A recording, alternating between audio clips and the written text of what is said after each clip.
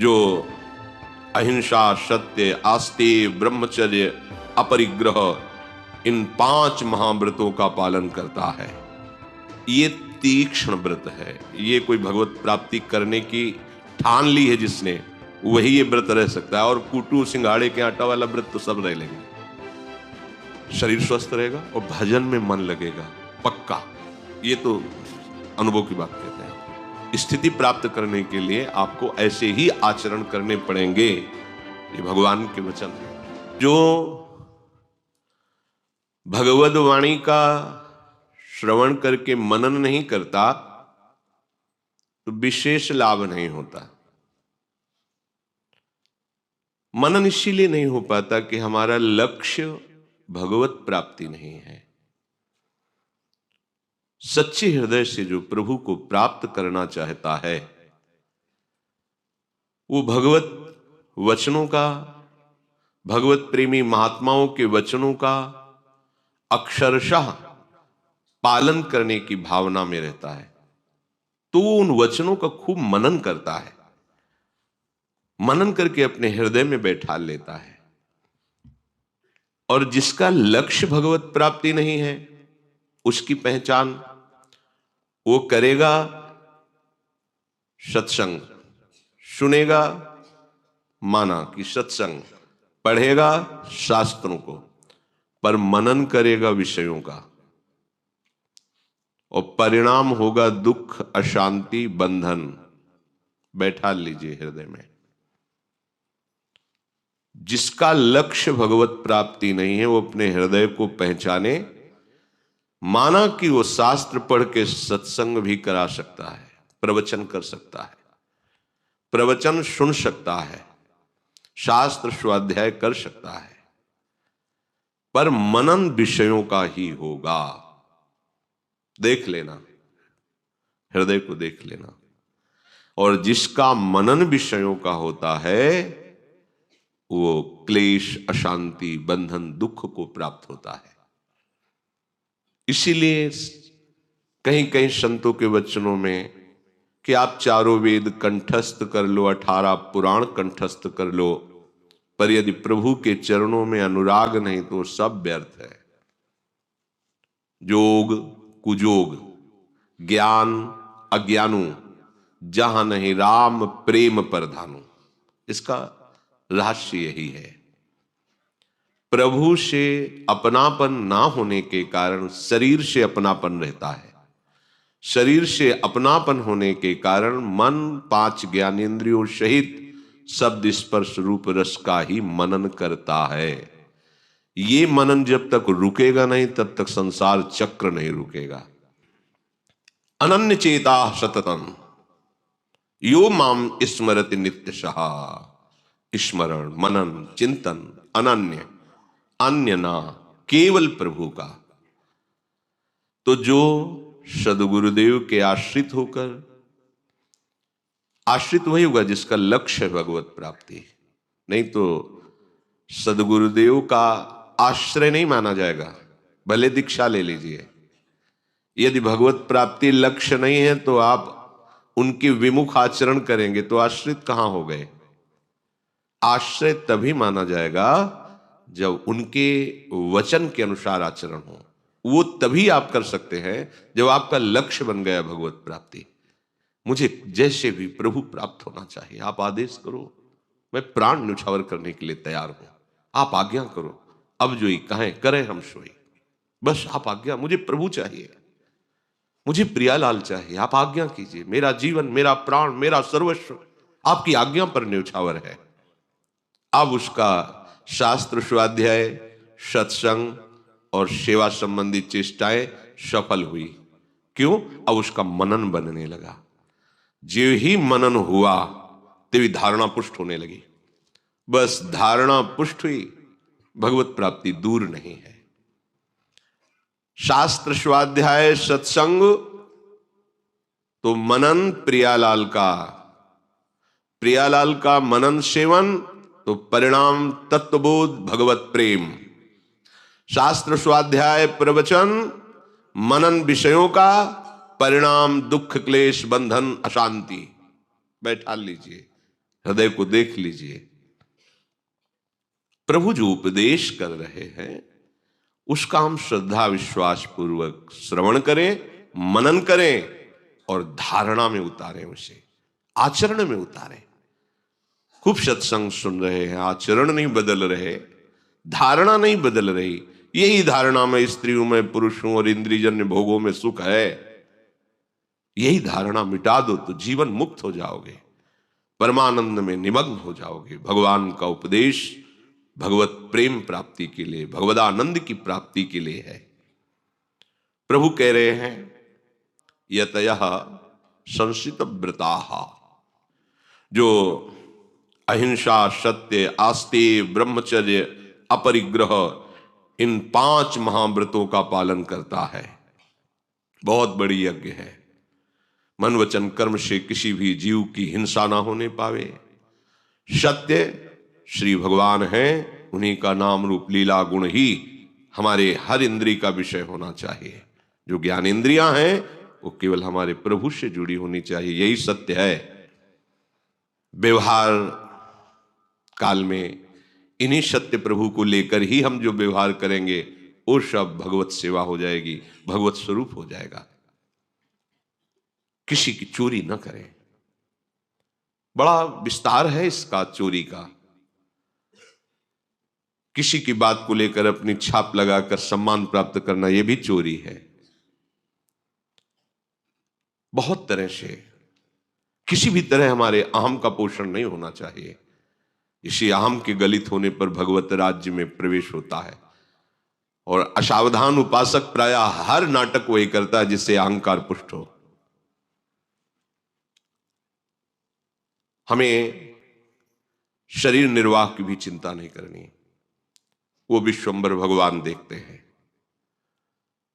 पोषण भरन चिंत कराहि, श्री हरिवंश विभो बिलसाहि, श्री वृंदावन की माधुरी। हमें अपनी स्वयं व्यवस्था नहीं करनी। यदि निवृत्ति मार्ग के उपासक हैं तो हमें अपनी स्वयं व्यवस्था नहीं करनी। हमारी शरीर, मन, स्वभाव अब सब कुछ प्रभु के चरणों में समर्पित हो, जैसे चाहे वैसे रखें। पोषण भरन न चिंत कराए, श्री हरिवंश विभो बिलसाए, श्री वृंदावन की माधुरी। यदि अपने भी शरीर पोषण के लिए किसी से मांग की तो हमारे यहां निषेध किया गया है। केति का आयु केतिक जीवन, काहे विनाशत काज हटकत। कितना तुम्हारा जीवन है, काहे को तुम दूसरे के आगे देखे मैं जोरे हाथ लटकत, हाथ जोड़कर हाथ फैलाना। केति का आयु, कितना जीवन है, क्यों अपने इस परमार्थ के कार्य को नष्ट कर रहे हो मांग करके। प्रभु विश्वंभर है, सबका भरण पोषण करते हैं, फिर आप उनके दास हैं। कोई प्रयास नहीं, पूरा प्रयास प्रभु के चरणारविंद की प्राप्ति का। अब इस शरीर को कैसे वस्त्र देना है, कैसे भोजन देना है, कैसे रखना है, ये उनकी व्यवस्था है। हमारा उसमें किसी भी तरह का कोई भी राग नहीं होना चाहिए, ये उनकी व्यवस्था है। ये शरणागत है, जैसे चाहे वैसे रखें। तो अपरिग्रह, उपासक को इस बात पर ध्यान देना चाहिए, महाव्रत है। हमें नहीं मांगना, हमें भोग सामग्री का संग्रह नहीं करना। हरि गुरु के आश्रित हैं, जैसा वो विधान करें उसी में हम राजी हैं। तो अपरिग्रह का सवाल ही नहीं होता। और एक और शब्द आता है उपग्रह, बार बार खाना पीना।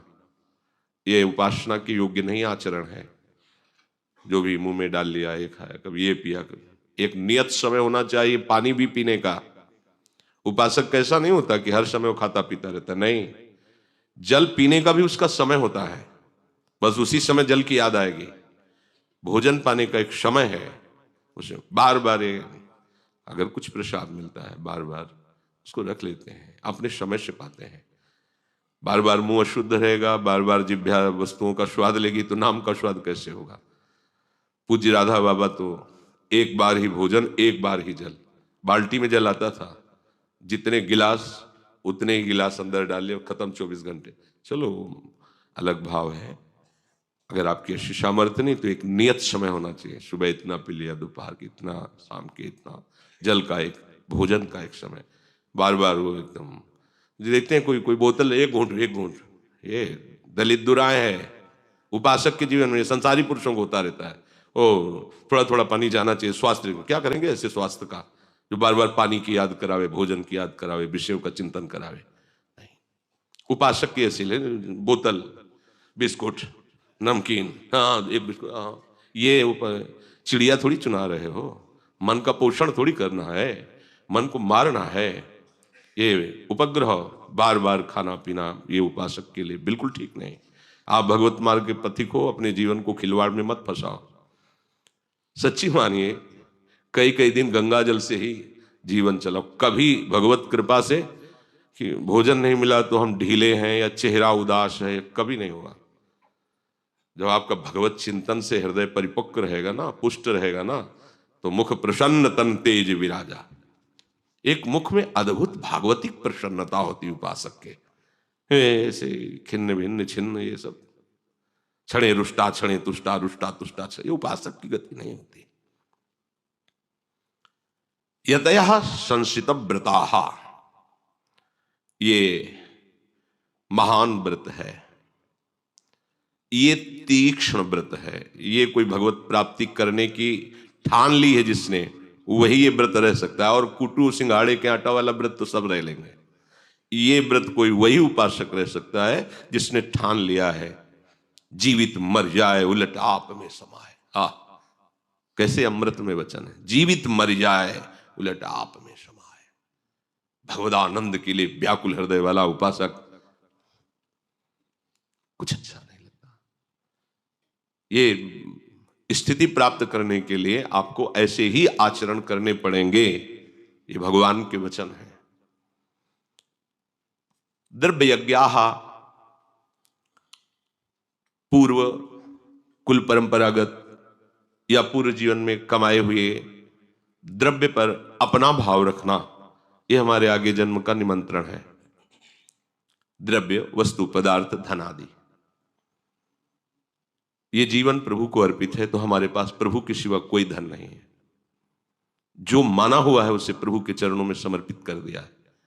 हमारे पास अगर कोई धन है तो प्रभु है। कहीं भी मेरापन नहीं होना चाहिए। द्रव्य यज्ञ का तात्पर्य है कहीं भी कुछ भी मेरा नहीं है, ये अंदर से देखना होगा। अपनी वस्तु मान करके देना दान होता है, और प्रभु की वस्तु है। अब ये प्रभु की वस्तु उठा करके जहां कहा वहां रख दिया, तो ये तन भी उनका सेवक है। इसमें कोई अहम का पोषण नहीं है, मैंने ये वस्तु दी, नहीं नहीं, ये तन भी उसका है जिससे देने की क्रिया हुई, और वो द्रव्य भी उसका है, और आज्ञा भी उसी की है, और लेने वाला भी वही है। खत्म खेल। इसका परिणाम भगवत प्राप्ति। और मेरी वस्तु मैं दे रहा हूं, इसका परिणाम उस वस्तु का और बढ़ जाना, सुकृत कहा जाता है, इसे पुण्य कहा जाता है, दान। उपासक का क्या होता है? हमारे पास अगर धन है तो परम धन राधा नाम आधार, हमारे जीवन है तो युगल सरकार, हमारे प्राण है तो युगल सरकार। तो दूं क्या, कुछ है ही नहीं। न पहले भी कुछ था, वो तो माना हुआ था, मान्यता हट गई, तो जिनका पहले भी था उनका अब है, उन्हीं का आगे रहेगा। एक उपासक के अंदर प्रश्न बना रहता है कि मैं कामी हूं, मैं मलिन हूं, पतित आचरण करने वाला हूं। यह आपको बहुत सुलझी हुई बात बता रहा हूं। यदि आपके अंदर अहंकार नहीं है और ये बात आपके हृदय में है, काम आदि दोष, तो आप निश्चिंत हो जाओ, क्योंकि आप जलोगे। आपके अंदर एक मलिनता रहेगी, ग्लानि की। मैं कितना नीच हूं, मेरे ऊपर कितनी कृपा है, फिर मैं कितना नीच हूं।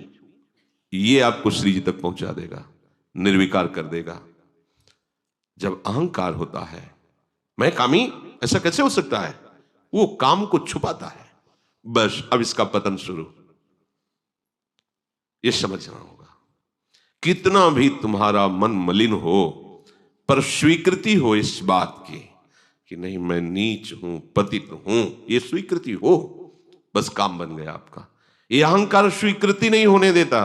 महान दोषों को छुपा कर वो अपने गुण को प्रकाशित करता जो है नहीं, उसे दंभ कहते हैं, पाखंड कहते हैं।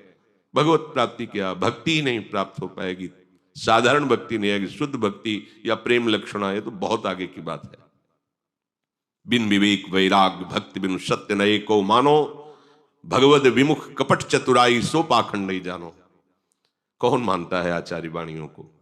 मन मानी आचरण, बस जैसे सम्मान हो, जैसे पैर पूजे, जैसे लोग हमें मनचाही वस्तुएं दें और हमारा नाम हो जाए। बड़ा ये विष भरा है हृदय में और इसी का पोषण करने के लिए पूरा जीवन नष्ट कर देता है। हरि गुरु आज्ञा को रौंदता हुआ मनमानी आचरण करता है उपासक, इसलिए सावधान। तो यहां जो द्रव्य यज्ञ का संकेत है वो माने हुए जितनी भी पदार्थ वस्तु द्रव्य आदि है उसकी मान्यता हटाइए, तभी तो प्रभु में मान्यता होगी। जो आंतरिक बल है धन का भी रहता है, अपबल, तपबल और बाहुबल, चौथो बल है दाम। और अगर इन चारों में से एक भी कोई है तो प्रभु के बल का आपको अनुभव नहीं होगा। जो मेरे बल श्री वृंदावन रानी, ये बात नहीं आएगा। शूर किशोर कृपा ते हारे, हार गया, कोई बल उसके पास नहीं है। सब बल हारे को हरि नाम, ये आ गया। सब बलों का महाबल परम धन राधा नाम आधार आ गया। अब हृदय हर समय सदैव इसी स्मृति के महासुख में डूबा रहे, मधुर मधुर स्मरण चल रहा है। और जब ऐसा होगा तो केवल नाम नहीं चलेगा, रूप छाया रहेगा।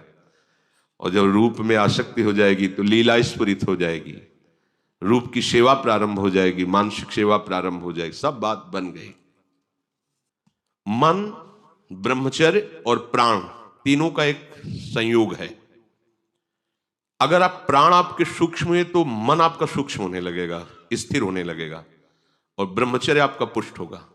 ब्रह्मचर्य आपका पुष्ट है तो मन स्थिर होने लगेगा, प्राणवायु सूक्ष्म होने लगेगी। तीनों का है, प्राणवायु स्थूल, मन चंचल, ब्रह्मचर्य रहित, ये एक चक्र है। इसलिए नैष्ठिक ब्रह्मचर्य में संन्यास मार्ग के पथिक को प्राणायाम का उपदेश गुरुजनों के द्वारा दिया जाता था। उसमें तो 30 प्राणायाम का विधान था, 10 10 10। वो अपनी नई अवस्था थी तो उनका जब 30 में, तो हम इसका और आगे बढ़ाए तो 90 प्राणायाम तक, 10 10 10 10 10 9। शाय मच जाती थी, शांत।